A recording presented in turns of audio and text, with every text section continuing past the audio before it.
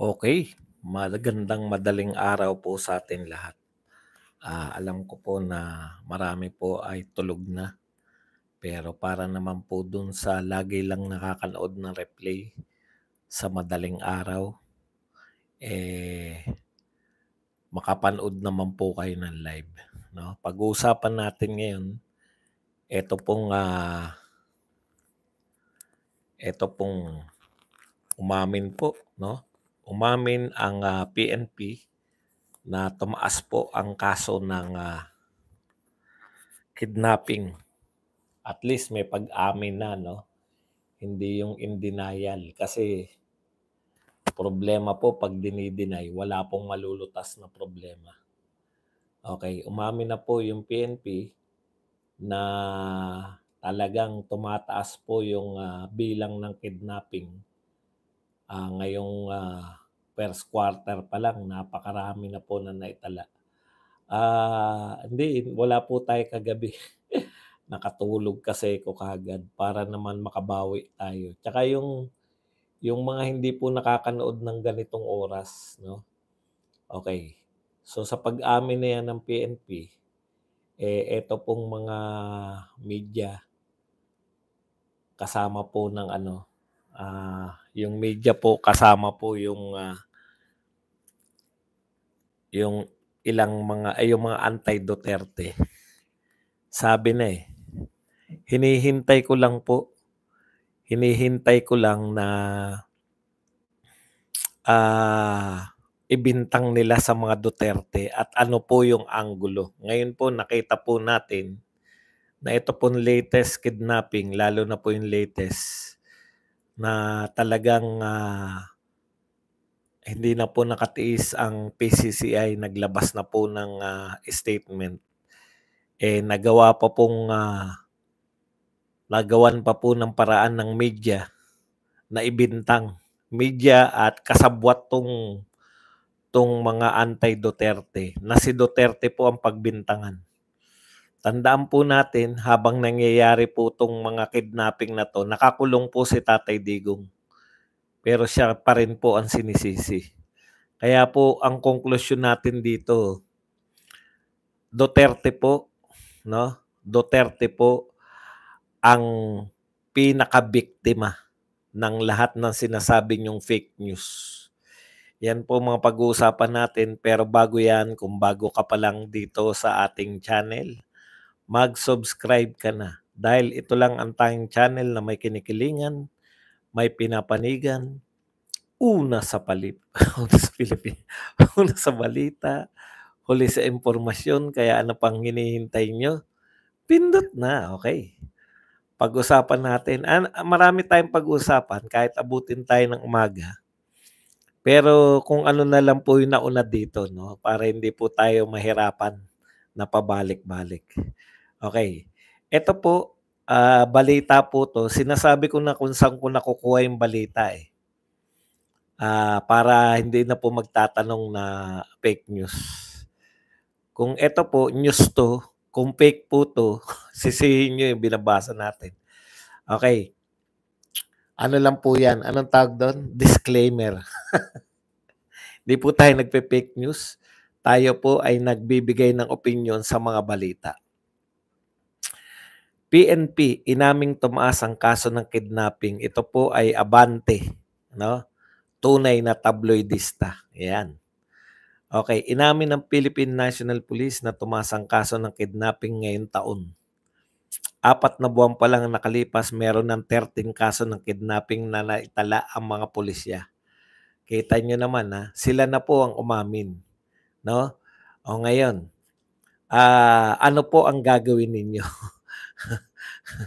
Kung may mataas po, 'di ba? Ang mga businessman po ayaw na nila 'no, sabi nila, "Tigilan niyo na 'to, lutasin niyo yung problema, 'wag na kayong magbigay ng kung ano-ano." Nahalata na rin po 'yan, nahalata na po ng mga businessman na, alam po nila 'no, tino-tolerate lang po nila 'yan kasi anti-Duterte sila, yung mga businessman natin, anti-Duterte. Pero ngayon pong, pinapatay na po yung, nagbibigay ng ransom. Tandaan po niyo kung 13 'yan, Ano po nangyari do'n sa unang labindalawa o 'di ba? Kasi isang kaso lang 'to, eh. Ano yung nangyari sa labindalawa? Malamang, malamang po sa labindalawa kasi yun yung sabi ng Chinese, eh. Kakaiba 'tong kaso na 'to dahil nagbigay na ng ransom, pinatay pa. Ibig sabihin mga kapatid, yung unang labindalawa nagkabigayan ng ransom. Sanay na po silang magbigay ng ransom. Ang hindi po sila sanay, ang hindi po sila sanay ay yung nag-ransom na, pinatay pa. Kaya pumalag na po yung business community natin, no? Na hindi na maaari yan. Nagbibigay na nga ng ransom. 12 kaso po ang nauna. Ibig sabihin, hindi po natin nababalitaan yan. Kaya mali po yung sinasabi na kaya naman mukhang nag-a-appear na mataas ang krimen dahil sa social media, balita ng balita. Hindi nga natin alam na, ang alam natin yung sa BGC, yung isang kaso. Yung 11 kaso pa, hindi natin nababalitaan, eh. 'Di ba?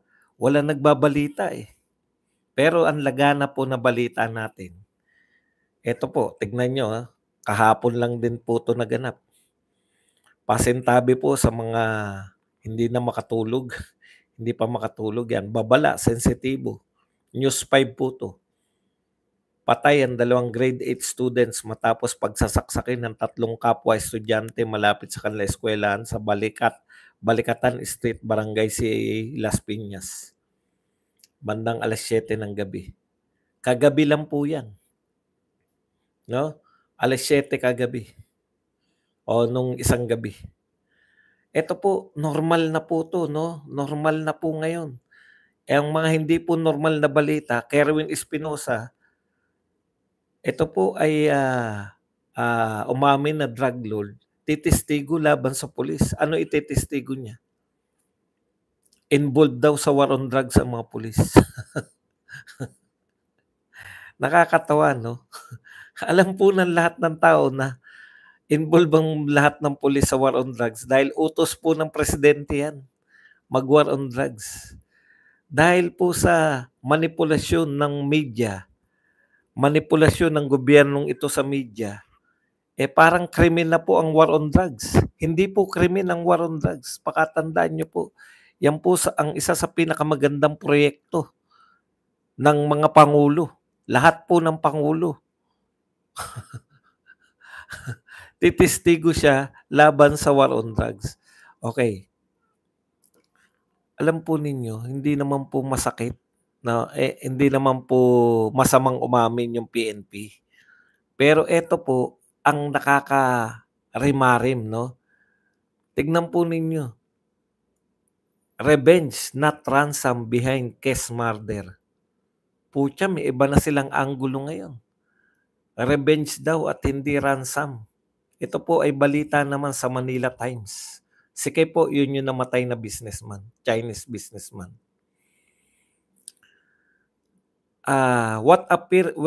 What first appeared to be a kidnap or ransom case has taken a far darker turn. Ito po yung ayaw ng mga businessman, eh. Ang gusto ng mga businessman, magkaroon po ng kalutasan yung kanilang suliranin na kinidnap na, pinatay pa. Panlabintatlo. Ayon po to sa PNP, Hindi po ayon kung kanino. Ayon po sa PNP, pang-13 na to. Hindi naman natin nabalitaan yung 12. O yung meron tayo, yung sa estudyante. Nag-ransom din yun. Alam nga naman pinakawala. Okay. Malamang, tansya natin, itong 10 na to, yan. Ngayon, dahil sikat na sikat, nawili ba? 1 taon lang to, first quarter lang pala. First 4 months pa lang ba tayo? First 4 months pa lang po ng taon. Nawili po yung mga kidnapper, hindi nababalita, walang alingas-ngas. Habang ang media ay abala sa mga pro-Duterte vloggers, huliin ba mga pro-Duterte? Mga abala po ang lahat, no? Sa mga impeachment kay Tatay Digong sa ICC, yung pala sangkatutak ang kidnapping na naganap.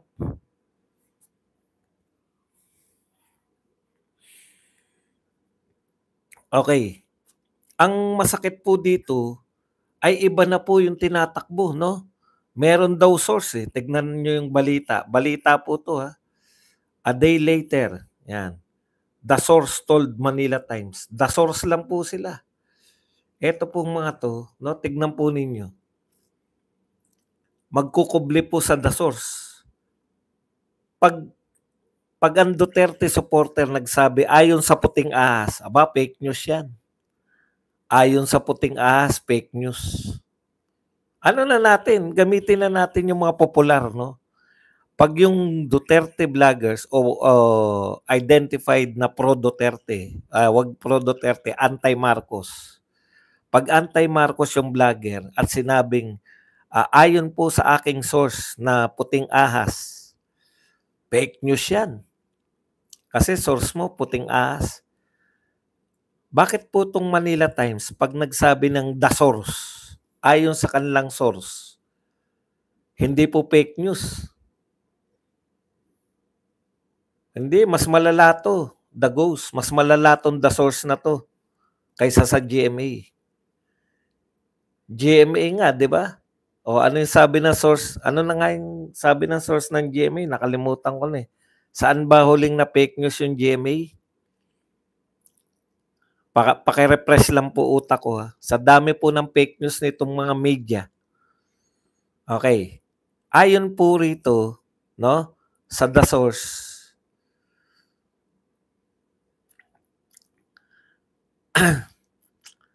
opo, wala po akong sinasabi na mali si Maharlika o tama si Maharlika.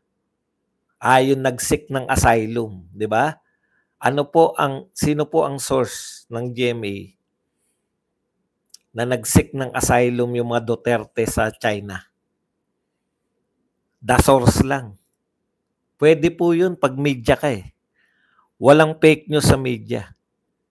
Pero, nagsalita po yung Chinese Embassy, hindi kailanman nag-a-asylum yung mga sino man sa Duterte. Fake news o hindi?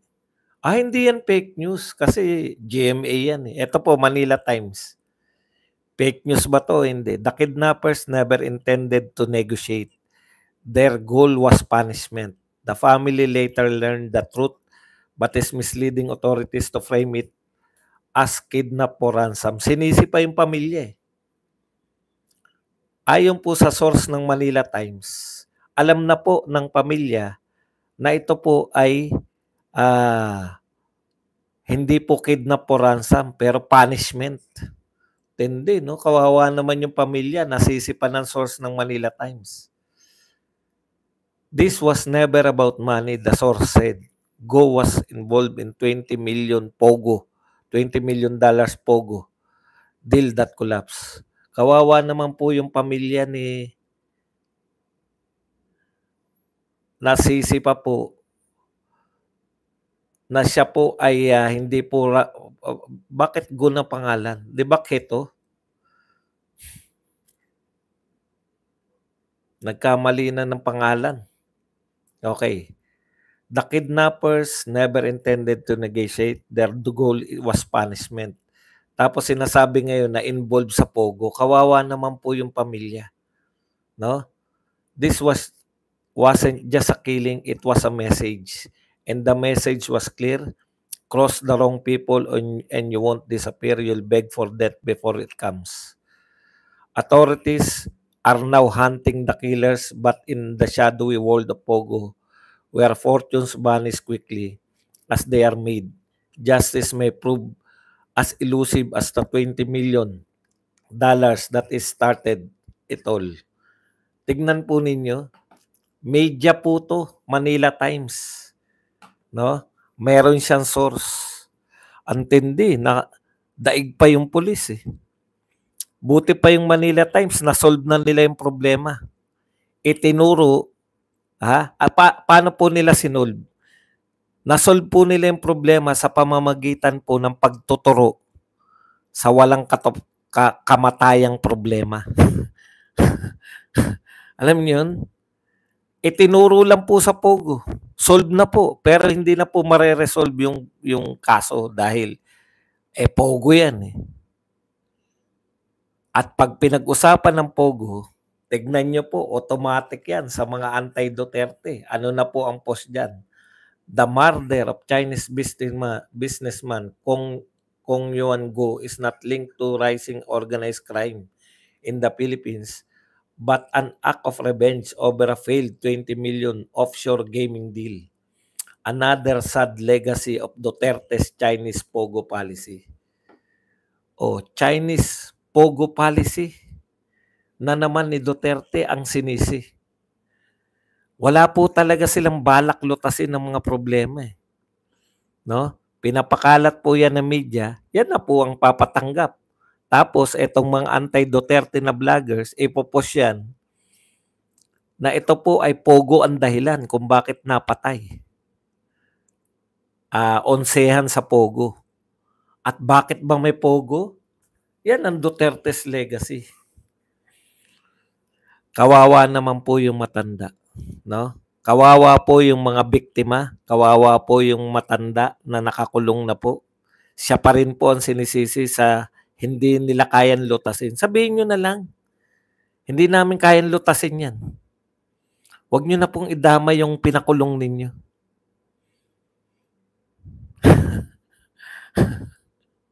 Kaya kayo nako-congratulate eh. Tapos nagagalit kayo pag kinongratulate kayo. Mapapatanggap nyo ba yan sa ano? Inindo. Bakit daw gising pa ako? Actually po, dahil po sa init. Eto, na-aksidente kasi anak ko, kaya wala ko kagabi. Na-aksidente, naatrasan ng truck. May video kami, naatrasan ng truck. Siyempre, inayos namin muna. Ang hirap sa kalooban, no? Pero pasalamat pa rin ako na wala nangyari sa anak ko. Sa sasakyan lang. Sasakyan, siyempre, madali namang pag-usapan yan. Yung nakita ko lang yung anak ko na hindi. Kasi nakita ko yung video eh. Kung bumaliktad yung truck na yun, putya talagang may mangyayari talaga sa anak ko eh. Ayun po yun. Tapos dahil sa init, ang init po, mga 2:00 yata ako bumiyahe. Anyways, kaya pag uwi ko po sa bahay, yung relieve ka na okay naman yung anak mo. Tapos nagkaayos naman na kayo sa barangay. Hindi ko na rin kasi alam niyo yun, yung mga naghahanap buhay lang po. Hindi naman po nila, sino ba may ayaw na maka-aksidente, no? Total wala naman nangyari sa anak ko. Para na lang, kasi i-impound pa eh. Ma-impound pa yung mga sasakyan para further kung ano pa man, di na. Nakipagkasundo na lang ako, sige. Kahit na yung kasunduan na pang sasakyan na lang, maayos lang.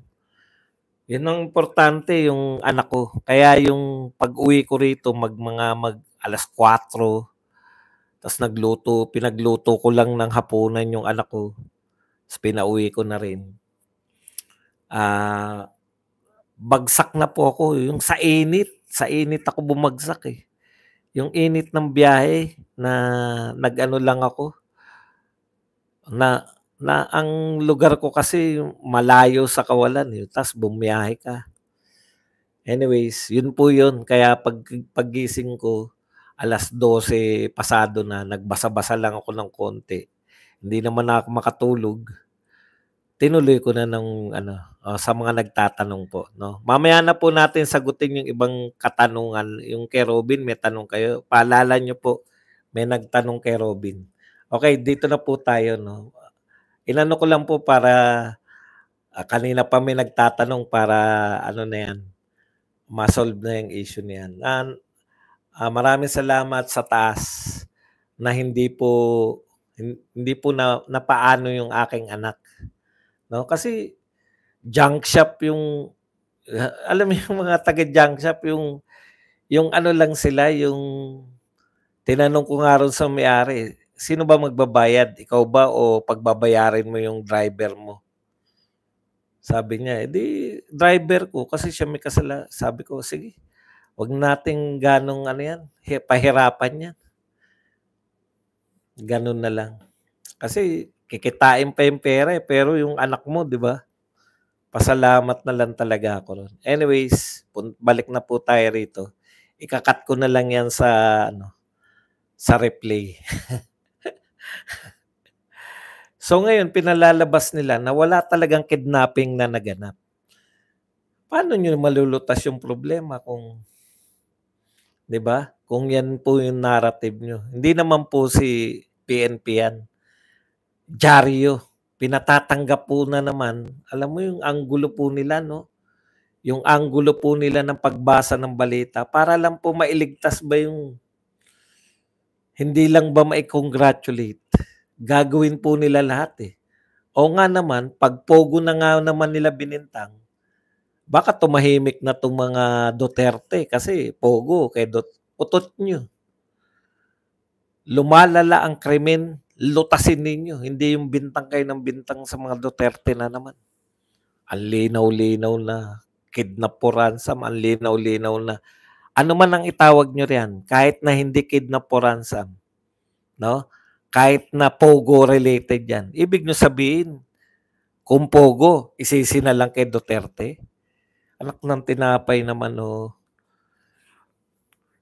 May pogo, tama po. Lumawak yung pogo kay Duterte. Tanong, may problema ba tayo nung panahon ni Duterte? Yan yung problema nyo eh. May problema ba tayo sa pogo nung panahon ni Duterte? Yan lang ang tanong. Iba po yung nagpapatakbo. Kayo na nga, ginawa nyo na nga lahat ng gusto nyo sa pogo, pinatanggal nyo na nga eh. Tapos problema nyo pa rin ngayon ng pogo. Hindi na po pwedeng yung nakakulong pa po ang lulutas niyan. 'Di ba? Huwag niyo po muna, mamaya po tayo magtanungan. Narito pa lang po tayo, marami po tayong pag-uusapan, eh. Gusto niyo kaagad sa ano niyo, eh, may topic pa po tayo. Mamaya po, maniwala kayo sa'kin, sasagutin ko po 'yan at maliliwanagan kayo. Okay. Yung pogo, panahon ni Duterte, nakatulong sa atin 'yan. May minimal pero kayang kontrolin. Bakit? Yung presidente. Takot ang mga kriminal kay President Digong. Ano po basic na pagkakaiba? Bakit maraming pogo sumusunod sa batas? Legal kasi yung pogo. Karamihan ng pogo nung kay Duterte o lahat ng pogo legal. Pero yung panahon ni BBM, sila na po mismo nagsasabi. Mga tauhan na mismo ni BBM. Naging illegal na yung mga pogo. Okay. Isa lang po pakiusap namin, lutasin niyo po mga problema, wag lang po kayo magpasa ng sisi. Wala na po yan, wala na pong epekto sa tao yan. Pasa lang kayo ng pasa sa sisi. At daldal lang na magagandang salita yung presidente natin. Katulad nito, hindi po natin kailangan yung maiinit at maanghang na salita. Sabi po to ni BBM, kailangan po natin napakakomplikadong panahon na ito ay ang mga solusyon. Hindi po natin kailangan yung mga maiinit at mangang na salita na wala namang kinalaman para sa ikabubuti ng ating lipunan, sa ikabubuti ng ating kabuhayan. Alam mo, Mr. President, tama ka. Ang kailangan po solusyon. Wala po kayong binibigay na solusyon. Ang solusyon nyo po, alam nyo kung ano, Mr. President? Ipakulong yung Duterte. Sampahan ng kaso yung anak na Duterte. Ipakulong si Kibuloy. Huntingin si Roque, huntingin ng mga vloggers, imbestigahan ng mga vloggers, i-contempt ang mga vloggers. Yan po, pagbintangan ng vloggers nagpapakalat ng pulburon. Diyan po abala. Yung na ngayon, nagtataka kayo. Bakit lumalala yung krimen? Yung PNP po natin, masyado pong tutok. Tutok na tutok po sila sa mga Duterte, sa mga vloggers ni Duterte. Mantakin ko po man, no? Pasensya na po kayo. Mantakin ko man na dumakdak ng dumakdak ang mga vlogger ni Duterte. Wala pong makikidnap sa pamamagitan lang ng daldal ng mga vloggers. Wala pong mamamatay sa pamamagitan ng daldal ng mga vloggers. Takot na takot kayo sa mga vloggers. Nagsasabi lang naman ng totoo. Kung fake news po sinasabi ng mga vloggers, may vloggers din naman kayo. In fact, hindi lang po vloggers, may media pa kayo. In fact, hindi lang media, meron pa kayong atakdog na pangalan, Anticler. Meron pa kayong Gadon. Meron pa kayong magkapatid na Remulla. Meron pa kayong mga atakdog na Yanggan na araw-araw halos nagko-conduct ng press conference. Yung mga Yanggan sa Kongreso. Meron pa kayong sari-saring investigasyon. Vloggers lang katapat. Vloggers pa rin ang pinaniniwalaan. Ang dami nyo pong balay. Di ba? Sa usapin po ng dakdakan, talon-talo po. Talon-talo po yung dakdakan. Lagi nyo sinisisi yung vloggers ng Duterte. Nagpapakalat ng fake news.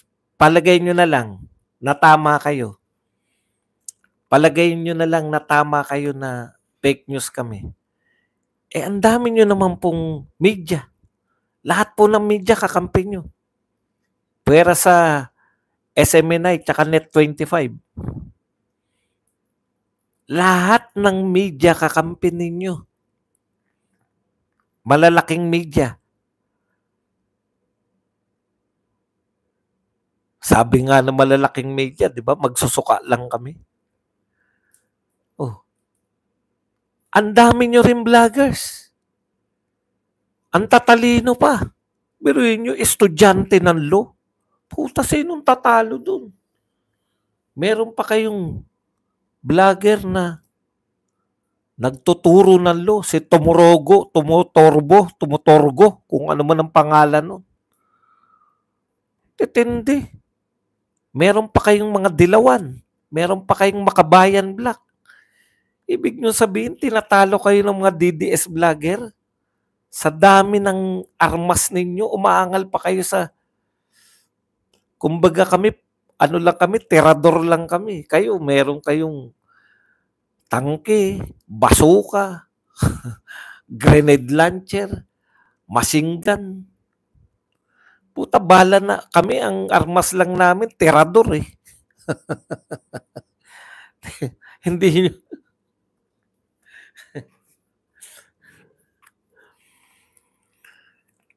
Nagpaka-busy kasi kayo ng mga hunting ng mga Duterte, anti-Duterte. Nakabantay kayo lagi. Nagkaroon ng malaking rally sa EDSA Shrine. Yung mga pulis, pinagbantay nyo na lang sa EDSA Shrine. Nagkaroon ng huli nyo sa Kibuloy. Lahat na yata ng pulis, naroon na sa KOJC. Huhulihin nyo si Duterte, ang dami na naman pulis. May manhunt kay Kibuloy, ngayon may manhunt kay Roque, kay Duterte, kay panay pakontempt. Doon abala yung mga pulis. Ngayon, nagpapa-interview yung NBI. Sinampahan na namin ang kaso yung mga nagpapakalat ng pulburon. Alam nyo po, kahit po mahuli nyo yung mga nagpapakalat ng pulburon na yan, tinitiyak ko sa inyo, saglit lang po yan. Una, bailable yan. Etong mga kidnap for ransom, etong mga asikasuhin ng mga pulis natin, hindi yung putya mga... Anong mission nyo? Mission namin na hagilapin, mga nagpapakalat ng video. Si Tatay Digong, dami po naninira kay Tatay Digong noon. Magtapatan lang po tayo. Napakarami po naninira kay Tatay Digong noon. Alam niyo po kung ano ginagawa ni Tatay Digong? Bakit very popular siya? Lahat ng paninira sa kanya, alam niyo kung anong ginawa niya? Sinasagot niya lang. Inimbita niyo si Noli De Castro, 'di ba? Sa investigasyon ng fake news. Thank you very much kay Raymond Nudag na nagbigay sa atin ng 50 pesos na pangkape. Di po ba, Mr. Vice President, kayo po ay biktima ng fake news? Opo. Hindi niyo po ba naisipang magsampa ng kaso? Ito sampal sa inyo yung sagot ni Noli De Castro. Hindi niya naisipan na magsampa ng kaso sa mga nag-fake news. Alam niyo kung bakit? Dahil pwede naman siyang sumagot eh. Aroy, agoy. Sinasagot niya lang yung mga fake news. Kung talagang fake news, sagutin niyo lang. Lahat na nagsasabi, pag may nakita lang kay BBM, alam niyo po, pag may nakita lang kay BBM na tabingi yung pagsalita, ano na kagad? Talagang adik. Ganun ang conclusion. Hindi ako nagko-conclude nun, yung taong bayan. Adik kasi. 'Di ba? Dumugo. Ay, adik kasi, dumugo. 'Di ba? Yun yung conclusion ng taong bayan. Hindi po ako nagko-conclude niyan kasi vlogger lang ako. Pero yung taong bayan nagsasabi niyan. Ang dali lang po namang patunayan na hindi totoo. 'Di ba? Ang dali lang pong patunayan. Alam niyo kung bakit? Kung bakit tingin ng taong bayan totoo? Ang nagbintang very reliable at hindi po siya nagpapakilala na the source. Siya po ay totoong tao, nagngangalang Rodrigo Duterte, na may nagsabi na mayroon tayong presidenteng bangag. Thank you very much kay Randy Girl na nagbigay ng 3.99. Thank you very much. Meron pa kanina. Ito po si Raymond Nunag. Thank you very much sa 50 pesos. Speaking of credibility, kumpara nyo nga kay Tatay Digong, sino pa mas credible kay Tatay Digong? Kung si Tatay Digong na yan, kung ako po yan, halimbawa kung ako yan, Tatay Digong naghamon sa akin na magpa-hair follicle test. Tara! Kung wala akong tinatago, hindi. Di ba? Kaya nga ako may attack dog eh. Clear.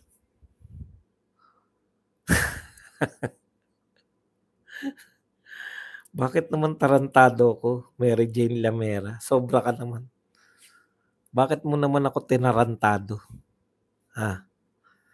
Bibigyan pa kita ng chance para sagutin. Bakit mo ako tinarantado? Ako ba nagbibintang? Lahat ng tao eh. Ginagawa niyo si Auntie Claire kayo. Ako ba yun? Hindi lang sanay yung reporter ng Net25 sumagot-sagot kay Auntie Claire. Pero mali doon si Auntie Claire. Di po ba?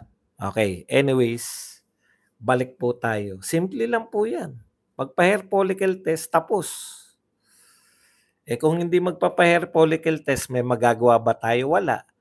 Pero, magpapatuloy yung question. Magpapatuloy yung question sa kanyang pagkatao. Thank you very much, Randy Girl. Okay. Punta pa po tayo dito sa iba. Huwag kayong mag-alala, sasagutin natin yung kay Robin.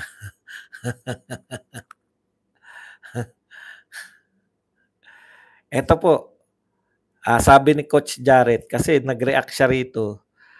Sabi, a sophisticated network of fake social media accounts sprang to the impression defense of former Rodrigo Duterte after he was sent to International Criminal Court charged over his bloody drug war. Okay, pinalalabas po nila na marami po ako nakikitang post eh. Isa sa bawat tatlong nagdi-discuss ng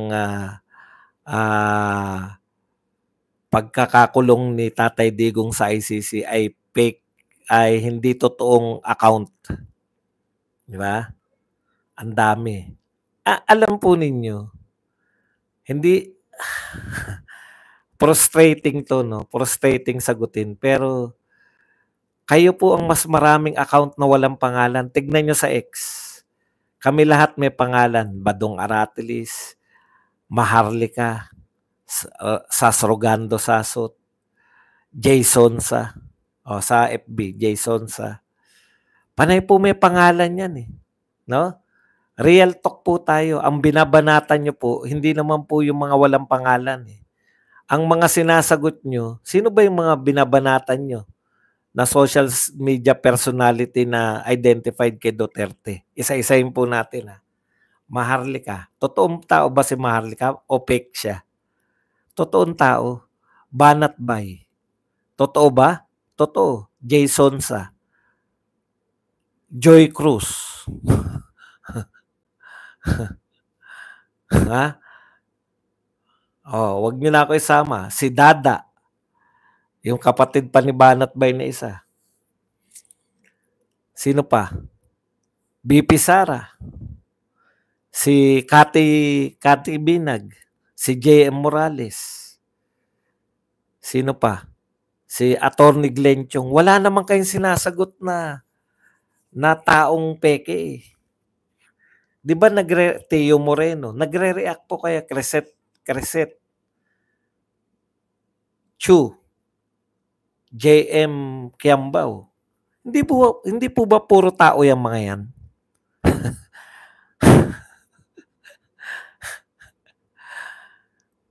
Coach Oli. Hindi ba sila yung mga tao na sinasagot ninyo? Yung mga tao na yan, sila po nagpo-post. Sa kanila po kayo nasasaktan. Sa mga post nila. Paano nyo sasabihin fake yung mga yan? Wala pong ano, no?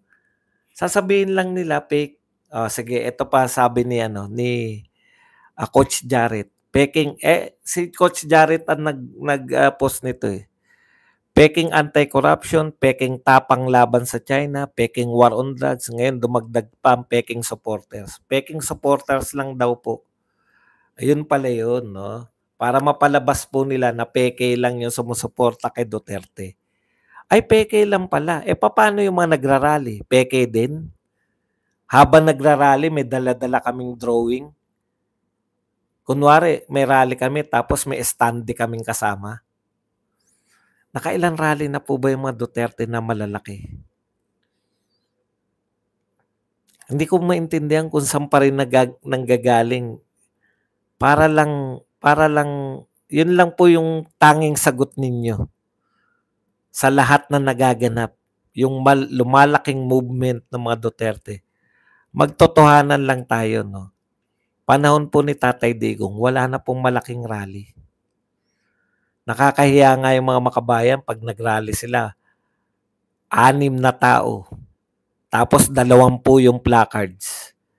Dala-dalawa yung placards ng mga tao, eh.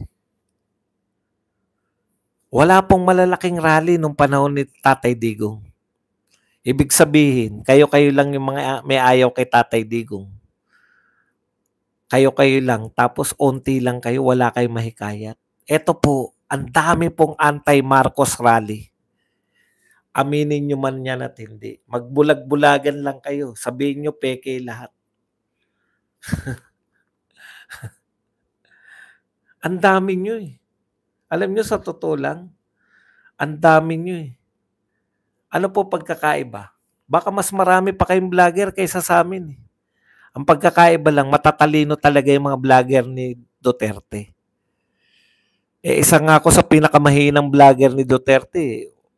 Wala ngang uubra sa akin sa inyo. Ako pa lang yan, ha. Wag na yung mga magagaling talaga.